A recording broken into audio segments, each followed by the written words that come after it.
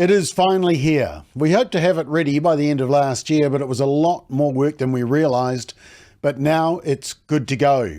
A new website, WokeUp.nz, has just been launched by Family First NZ, and the website documents wokeness in New Zealand-based businesses so that Kiwi consumers can decide for themselves who to do business with and who to avoid, based on the values of the business.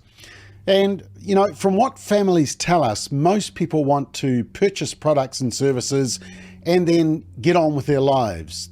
They don't want businesses shoving woke beliefs down their throats as part of their purchase. And consumers also don't want to support businesses who then fund groups that the consumer opposes. For example, funding Inside Out to push radical gender and sexuality messaging in primary schools. Employees also don't want to be told how to think, or that they have to wear LGBT badges or put personal pronouns on their email signatures. Businesses should stick to business, not telling people and their staff what and how to think. We're being regularly contacted by employees concerned about the ramming down of ideologies under the guise of DEI, diversity, equity and inclusion. DEI, it's the new deity in town which all must worship. And they say diversity, equity and inclusion, but if you don't bow down to it, it becomes inequity and exclusion. If you don't believe me, bring up a Bible verse or a view on traditional marriage at the next DEI meeting and see how inclusive DEI really is. Not. But woke capitalism is spreading rapidly through the corporate business world, affecting every category of business. Many corporations, CEOs, and cultural elites are supporting progressive left-wing agendas such as DEI, transgenderism, same-sex marriage, climate alarmism, abortion, anti-Semitism, and critical race theory. And we want consumers to access the information on this website so they can vote with their dollars and do business with companies which don't hate their values. And remember, companies that support woke causes and agendas ultimately pass on the costs to the consumer. Now you may be saying, oh, nobody cares. Well, actually we polled on that issue to see whether people did care. A poll by Courier Market Research last year found that 33%, a third of respondents, wanted businesses to stay neutral on controversial issues. 20% wanted them to take a stand, just 20%, and 45% had no preference either way. But 67%, two-thirds of respondents, said it was somewhat likely or very likely they would boycott a business that took a public stand on a controversial issue they disagreed with. That's actually a serious threat to the customer base of an organisation. And if you want to be reminded of the possible threat, think of Bud Light and think of Target in the US. Now, of course, Liberals can also boycott certain businesses. They tried to do it to Chick-fil-A in the US during the gay marriage debate when the owner came out and said he supported traditional marriage. But Conservatives did a superb job at holding the line and supporting Chick-fil-A. Your voice and your dollar counts. So let's have a quick look at the website. And here we are. This is very technical. I can actually pull up the website on the page and we can have a look through it. So what we do is we look at industries on the website, and it includes airlines, banks, finance, energy, food and drink, petrol, retail, supermarkets and telco. We'll probably expand on that.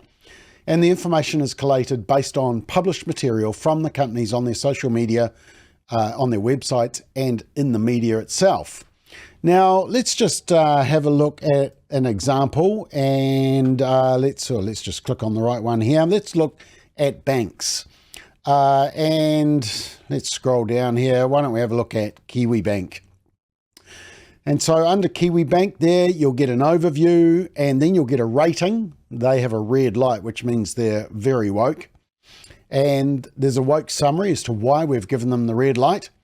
And then we go through some of their policies, and you can see there they've got their lanyards. There's a very good reason why they're very woke, because they give out awards to people like that. And then it looks at the DEI, etc. So there's an example of a company that gets a red light. Now, there's also a part that talks about news, and in there it's a section with the latest media stories highlighting wokeness in other companies or brands. So you can see there, there's Coca-Cola sponsoring a drag queen carrying the Olympic torch, North Face's racial inclusion discount, we've got Bond facing backlash for using a bearded man, we've got Rip Curl using a transgender biological man to promote women's surfing, Lego promoting sexuality and gender ideology to children, Tortilla Chips Doritos, where is that one? There it is. Foolishly signed up a transgender influencer as their brand ambassador, but then had to terminate the partnership after being made aware of the influencer's vile posts about violence and pedophilia. So those are examples of the latest news.